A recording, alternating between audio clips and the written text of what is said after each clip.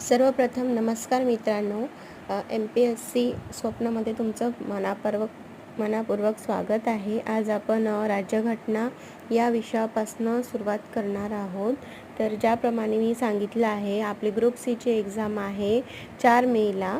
तर त्याप्रमाणे आपण आज 1 मार्च आहे, 1 मार्चला सुरुवात केली तर आपल्याला मिळतात 2 महिने। 2 महिन्यामध्ये 60 दिवसांमधलं आपलं नियोजन कसं असावं, आपला संपूर्ण सिलेबस वाचून होतो आणि हे पूर्ण 21,000 प्रश्नसंच आहे।